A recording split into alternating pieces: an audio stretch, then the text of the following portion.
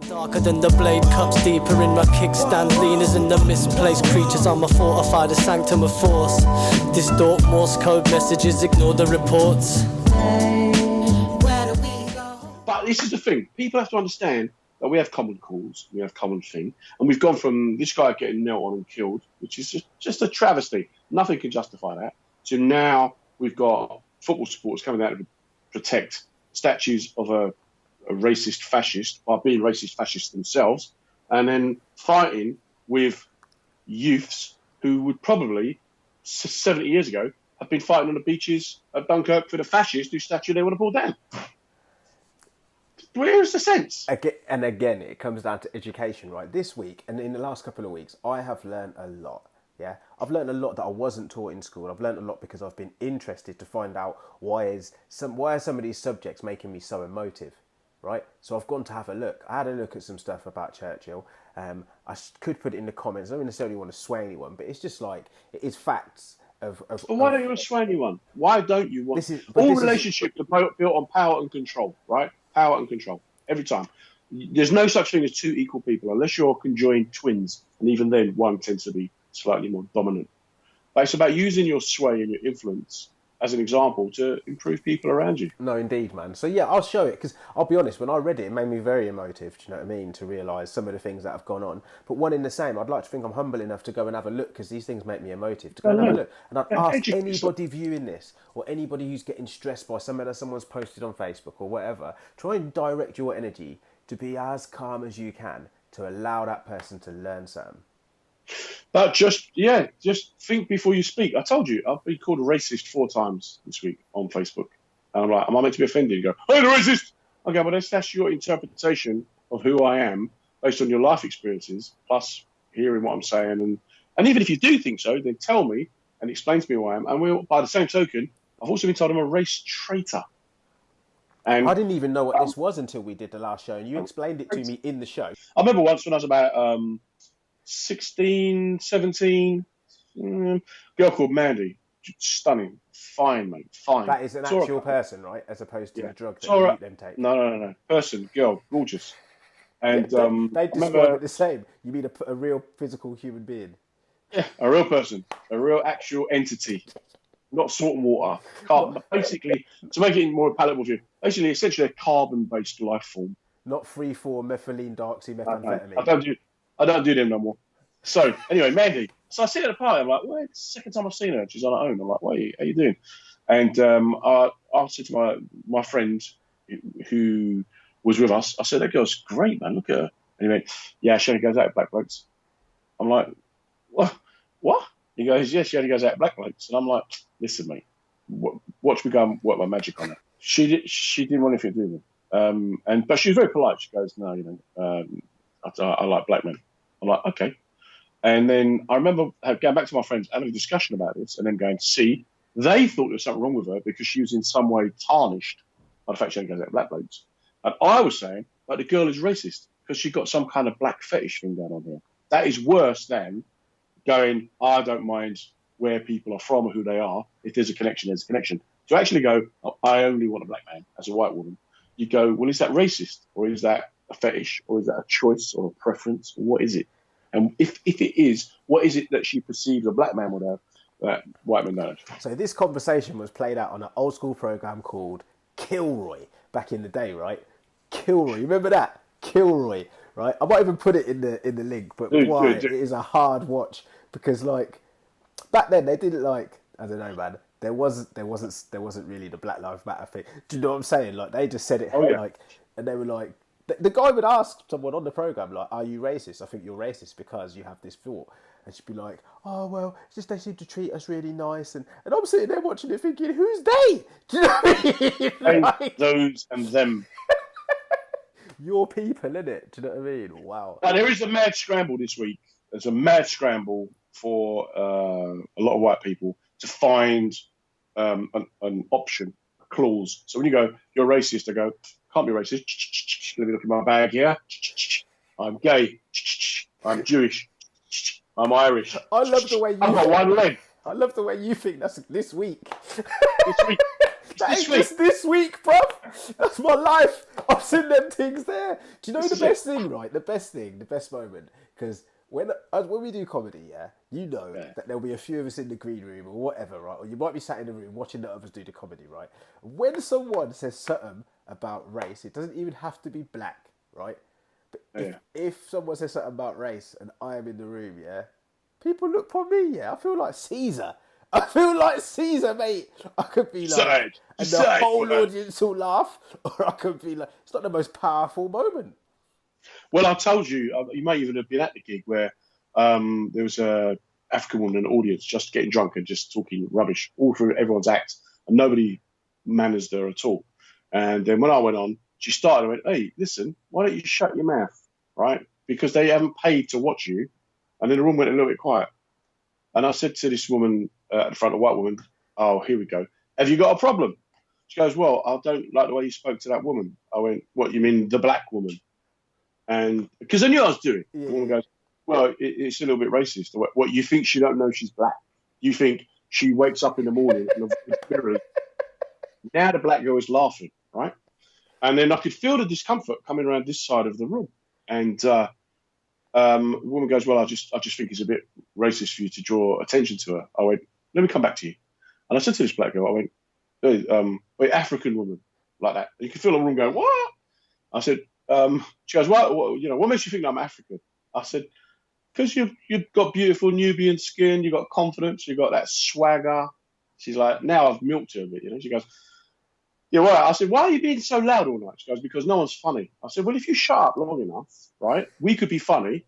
Because all you're doing now is upsetting all the white people who are scared that they think if they tell you shut the fuck up, you're going to think they're racist." And she goes, No. I said, "So do you think I'm being racist?" And she said, "No." And I said to the white woman, "But do you think I'm being racist?" And the white woman said, "Yes." I said to this African woman, "Can I just ask, where do you work?" She goes, "I work in a bank." I said, "What's your job in a bank?" "I'm a bank teller," right? "How long you work there?" 9 years.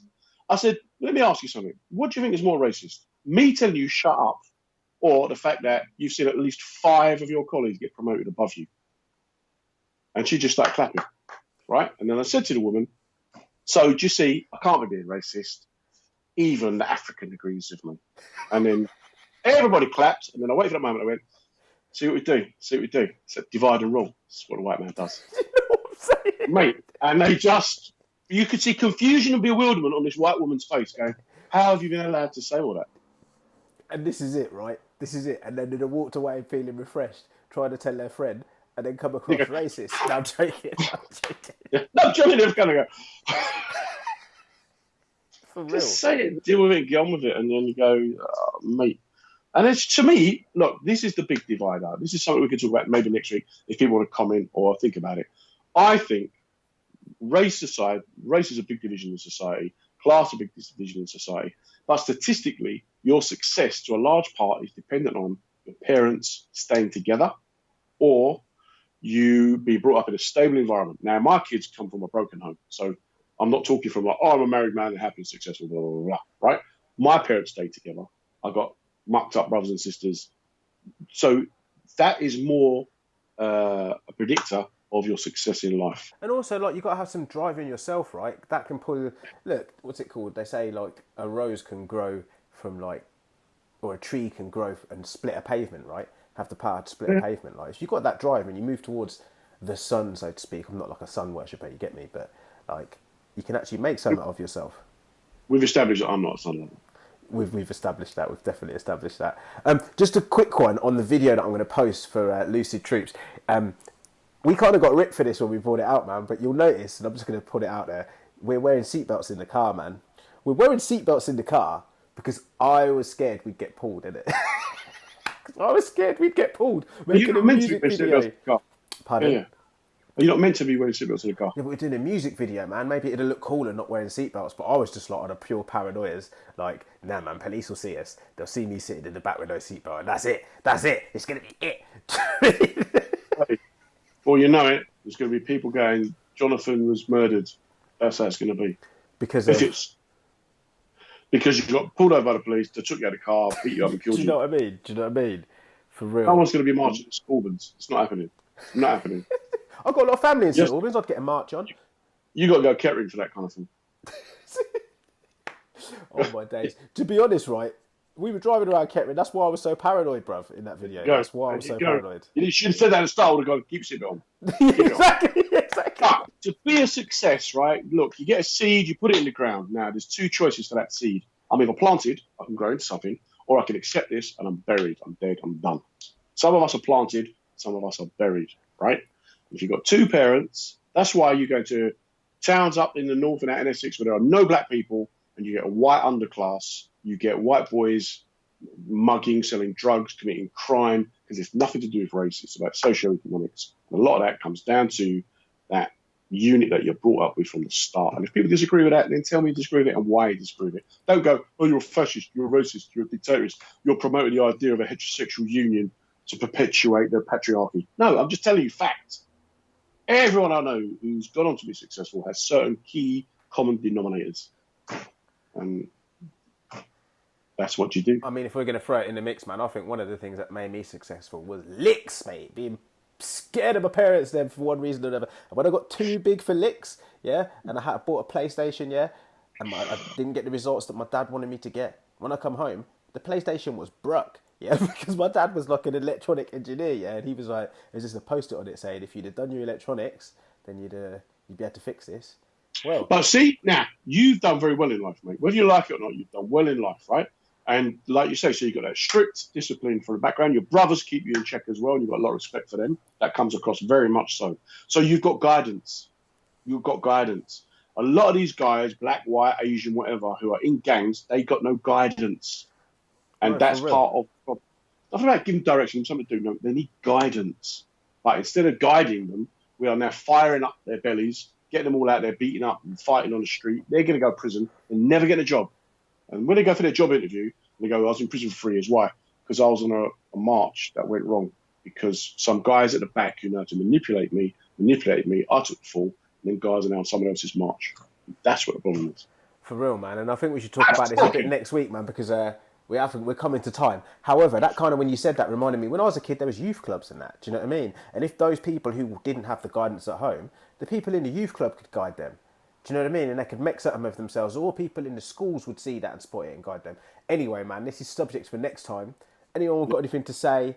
Comments, like us, not like us, please post it in the comments down there. We still haven't got a name for the head. I might have to bring the head back out next time to remind people we're trying to name. Right, just clarify, anyone who's not seen this before, the head is a doll's head. It's not Little Johnny. That's a good point. I'm not saying a name for the head and for people to be like BJ and like giving us. No, that's not what we're saying. This is like a doll's head that I was going to use to learn how to do cane row plaits or braiding of afro hair.